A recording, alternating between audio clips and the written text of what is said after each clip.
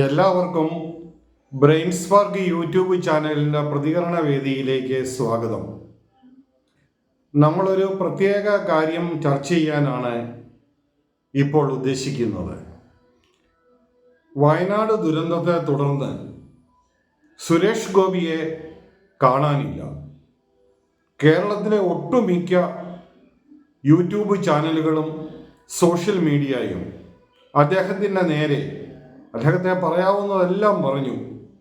അദ്ദേഹത്തെ അധിക്ഷേപിക്കാവുന്ന നിലയിലെല്ലാം അധിക്ഷേപിച്ചു. അദ്ദേഹം ഒരു BJP-കാരനായതുകൊണ്ടാണോ, അതോ കേന്ദ്രമന്ത്രിയായി പോയതുകൊണ്ടാണോ, അതോ തൃശ്ശൂരിൽ നിന്നും ജനങ്ങൾ തിരഞ്ഞെടുത്തതിലുള്ള അലർജി കൊണ്ടാണോ എന്താണെന്നറിയില്ല. കഴിഞ്ഞ ഒരു വർഷക്കാലമായി തുടരുന്ന ആ പ്രക്രിയ ഈ ദുരന്ത മുഹൂർത്തത്തിലും നമ്മൾ സുരേഷ് ഗോപിയെ അധിക്ഷേപിക്കുവാനായിട്ടാണ് തുനിഞ്ഞത്. അതിൻ്റെ കാരണം അന്വേഷിച്ച് ആരും കടന്നുപോയതുമില്ല. എൻഡോസൾഫാൻ ദുരിതബാധയുണ്ടായ സമയത്തും കൊല്ലത്ത് എയ്ഡ്സ് രോഗികളായ കുട്ടികൾ തിരിച്ചറിയപ്പെട്ട സമയത്തുമൊക്കെ ഓടിയെടുത്ത് അവർക്ക് കാരുണ്യവും അവർക്ക് കൈത്താങ്ങുമായി നിന്ന ഒരു വലിയ മനുഷ്യൻ. കേരളത്തിലെ ജനങ്ങൾക്ക് മുഴുവനും അറിയാം, എവിടെയെല്ലാം വേദനകളുണ്ടോ, എവിടെയെല്ലാം പ്രയാസങ്ങളുണ്ടോ അവിടെയെല്ലാം സുരേഷ് ഗോപി ഓടിയെത്താറുണ്ട്. പക്ഷേ വയനാട്ടിലെ ഈ നിർണായക മുഹൂർത്തത്തിൽ, ഈ പ്രകൃതി ദുരന്തത്തിൽ സുരേഷ് ഗോപിയെ കാണാനില്ല.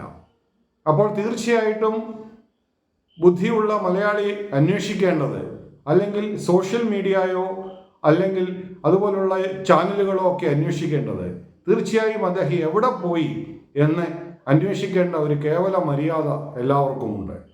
ആ മര്യാദ ദീക്ഷിക്കാതെ കഴിഞ്ഞ 4-5 ദിവസമായി അദ്ദേഹത്തെ കണ്ടമാനം വേദനിപ്പിക്കുന്ന നിലയിൽ സോഷ്യൽ മീഡിയയിലൂടെ വൻ പ്രചരണം നടത്തുകയാണ് ചിലർ. അത് ഷെയർ ചെയ്യുകയും അത് ഏറ്റുചൊല്ലുകയും ചെയ്തതുകൊണ്ട് അദ്ദേഹത്തെ വളരെ നികൃഷ്ടമായ നിലയിൽ അവതരിപ്പിക്കുവാനായിട്ടാണ് എല്ലാവരും ശ്രമിച്ചത്. എൻ്റെ അന്വേഷണത്തിൽ മനസ്സിലാകുന്നത്, അദ്ദേഹം കടുത്ത വൈറൽ പനി ബാധയെ തുടർന്ന് അദ്ദേഹം റെസ്റ്റിലാണ്. അദ്ദേഹത്തിന് യാത്ര ചെയ്യാൻ വയ്യായിരുന്നു. നമുക്കറിയാം, വൈറൽ പനി കൂടിക്കഴിഞ്ഞാൽ സംസാരിക്കുവാൻ വയ്യാത്തൊരവസ്ഥ, അതുപോലെ തന്നെ ശാരീരികമായ ക്ഷീണം, ദേഹത്തിന് നൊമ്പരം, അങ്ങനെ ഒരു വല്ലാത്ത ഒരു ശാരീരികാവസ്ഥയിലായിരുന്നു അദ്ദേഹം.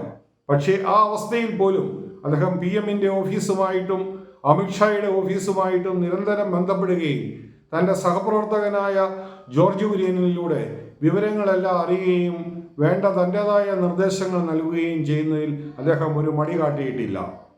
എൻ്റെ അറിവ് ശരിയാണെങ്കിൽ നാളെ അദ്ദേഹം 6 മണിയോടുകൂടി കരിപ്പൂർ വിമാനത്താവളത്തിലെത്തും. അതിനുശേഷം അദ്ദേഹം 8 മണിയോടുകൂടി ദുരന്തബാധിത പ്രദേശങ്ങൾ അദ്ദേഹം സന്ദർശിക്കും. കാരുണ്യം ഹൃദയത്തിൽ തുളുമ്പുന്ന നമ്മുടെ പ്രിയങ്കരനായ സുരേഷ് ഗോപി തീർച്ചയായിട്ടും തൻ്റെ കഴിവിൻ്റെ അപ്പുറത്ത് പ്രധാനമന്ത്രിയുമായിട്ട് സംസാരിച്ച് വയനാടിന് വേണ്ട ഒരു പാക്കേജോ സാമ്പത്തിക സഹായമോ അല്ലെങ്കിൽ എന്തെങ്കിലും ആവട്ടെ ചെയ്യുമെന്ന് ഉറപ്പുണ്ട്. അത് തീർച്ചയായിട്ടും മലയാളി പ്രതീക്ഷിക്കുന്നുമുണ്ട്, അദ്ദേഹം ചെയ്യുമെന്ന് ഉറപ്പുമുണ്ട്. ഇന്ന് മോഹൻലാലിനെ പോലുള്ള മഹാനടന്മാരെ അവിടെ സന്ദർശിച്ചപ്പോൾ, മമ്മൂട്ടി ദുരിതബാധിതർക്ക് ആശ്വാസം കൊടുത്തപ്പോൾ ഒക്കെ വലിയ നിലയിൽ പാടിപ്പുകഴ്ത്തിയ സോഷ്യൽ മീഡിയ ഈ കഴിഞ്ഞ ദിവസം അദ്ദേഹത്തോട് ചെയ്ത അതിക്രൂരമായ നടപടിയിൽ യഥാർത്ഥത്തിൽ മാപ്പ് ചോദിക്കുകയാണ് വേണ്ടത്. തീർച്ചയായിട്ടും സുരേഷ് ഗോപി താമസം വിന ദുരന്തബാധിത പ്രദേശം സന്ദർശിക്കും. അദ്ദേഹത്തിൻ്റെ ആരോഗ്യ അവസ്ഥ നല്ലതാകട്ടെ എന്ന് ഈശ്വരനോട് പ്രാർത്ഥിക്കാം.